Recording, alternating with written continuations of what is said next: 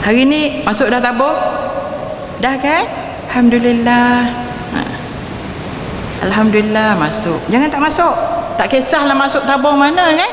Kena masuk. Orang nak masuk syurga mesti orang banyak bersedekah. Suami isteri banyak bersedekah nak masuk syurga. Kedekut. Tak boleh. Sebab sahabat-sahabat Nabi dia sangat dermawan. Kita ni kalau boleh 1/40 pun okey dah. Nah. Gaji 8,000 katalah. Kalau 4,000 100 sebulan. Nah. 1/40. Kalau 8,000 200. 200 peruntukkan untuk infak. Habis dak duit kita? Tak habis kan? Nabi kata orang yang bersedekah tidak akan berkurangan, malah bertambah. Yakin tak? Yakin. Tapi bila nak bagi tu bukan yakin. Betul? Minta maaf. Saya tak kata kat orang lain. Sebab nak masuk syurga, suami mesti seorang yang dermawan, seorang yang pemurah, terutama sekali dalam memberi nafkah untuk isteri dan anak-anak. Tapi ramai juga suami kedekut kan? Betul tak? Nafkah isteri tak bagi, betul tak? Ada orang di pulau ni yang memang suami tak bagi nafkah? Tak boleh tuan-tuan, tak boleh. Semalam saya ada kelas di di Allah Akbar, di Bandar Baru Sungai Buloh di Surau. Dalam bercakap tentang tanggungjawab isteri, tanggungjawab suami. Nak masuk syurga ni, betul tak? Tanggungjawab, benar tanggungjawab, kena tanggung, kena buat.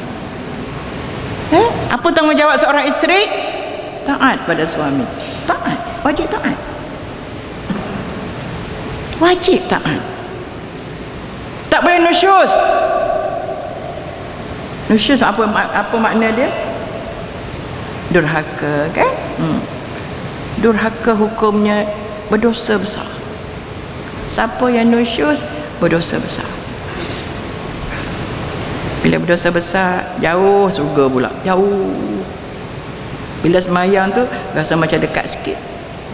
Bila bergaduh dengan suami masa muka tinggi suara, memanglah masa muka belum nusyus lagi, tapi ke arah. Sebab tu bila isteri masa muka, suami kena tegur dah, nasihat. Yang tak boleh masa muka dengan suami. Salah dari segi hukum. Kita kata apa? Okay bang, sorry. Itu betul? Nah. Alah, abang sama juga. Semakin tinggi orang tegur. Jauh syurga ya. Dia suami kalau bak tarik muka dia tak sampai nusyus lagi tau. Minta maaf. Okay? Suami bila dia katakan nusyus? Tak bagi nafkah, nusyus. Dia kata macam mana suami nak masuk syurga ni? Nafkah pun tak cukup kan?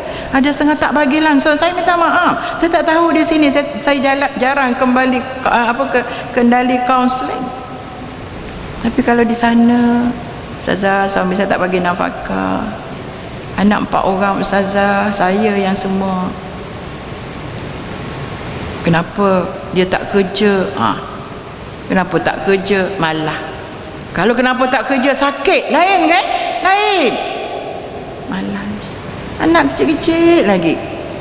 Dia bila saya pergi kelas tu dia memang ada kelas, tapi dia terpaksa lah cuci pinggan mangkuk, makan gelas, sapu lap tak habis bungkus. Jadi di situ orang bagi sikit duit untuk jaga anak. Dia kerja tapi nak tampung anak 4 orang campur suami jadi 5, campur dengan dia jadi 6. Kalau suami tak kerja dia tanggung diri dia ke tak? Memang kena tanggung. Kita boleh cakap sabar je lah, tapi kita dengar pun dah rasa geram dah. Betul tak? Tak sabarnya kita, betul tak? Payah masuk syurga, minta maaf lah. kan? Tapi ya Allah, aku tahu payah nak masuk syurga-Mu ya Allah, tapi aku tidak sanggup untuk berada di neraka-Mu ya Allah, kan? Tak sanggup.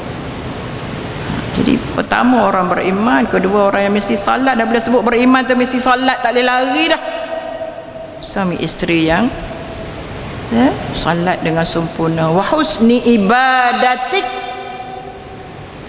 Yang ketiga dermawan. Kita dah sentuh juga secara tidak langsung tadi ya. Kita di mana bila tanya dari segi sedekah, banyak mana kita sedekah? Zakat saya keluar ustazah, zakat sekali setahun. Lepas tu lepas pada hak tu belah bulan lagi. Betul tak? Apa kita buat? Nabi kata orang bersedekah ni takkan berkurang, malah bertambah. Allah sebut dalam hadis kursi, aku yang beri kamu rezeki, maka aku nak pinjam dengan kamu. Apa makna pinjam? Dia nak kita boleh infak. Aku nak pinjam dengan kamu. Kalau kita bagi dalam keadaan yang baik, redha, Allah akan balas di dunia dan akan balas di akhirat. Tetapi kalau kamu tak bagi, Allah kata, aku akan paksa kamu. Tapi kalau kamu redha dengan paksaan itu, maka aku akan juga bagi kamu bertemu denganku di hari kiamat. Bapa boleh semak hadis kursi ya, saya baca just maksud lebih kurang saja. Maknanya Allah minta nak pinjam dengan kita. Mana nak pinjam? Supaya kita boleh infak, guna harta yang Allah bagi, kan? Yang Allah bagi, guna untuk diinfak. Tak kisahlah infak pada isteri ke, pada anak ke, mak mertua ke, mak ke, mana dah, tak apalah. Zakat cerita lain, boleh menyumbang. Allah kata tak apa, masukkanlah ke dalam tabung-tabungku. Tak apa, aku simpan ya Allah, aku simpan. Allah kata aku simpan. Nescaya duit kamu takkan hilang, takkan tenggelam, takkan musnah, takkan terbakar dalam tabung Allah. Siapa nak hilang? Betul? Kalau hilang bukan tanggungjawab kita dah. Kita masuk dalam tabung masjid tu, katalah orang pecah tabung, ada pernah dengar ada tabung kena pecah? Ada kan? Tu tak ada tanggungjawab kita dah. Kita dah masuk dah kan? Kita dah menyum, Allah rugi aku masuk semalam. Banyak pula tu. Banyak mana? 5 riyal. Beli prepaid pun lebih pada RM5 kan? Suami isteri yang nak masuk syurga mestilah orang yang dermawan. Suami isteri yang nak masuk syurga mestilah orang yang berubah, hijrah. Mana hijrah? Ubah. Dulu tak berapa baik, sekarang baik, alhamdulillah. Dulu tak pergi masjid, sekarang pergi masjid. Dulu tak pergi majlis ilmu, sekarang pergi majlis ilmu. Berubah.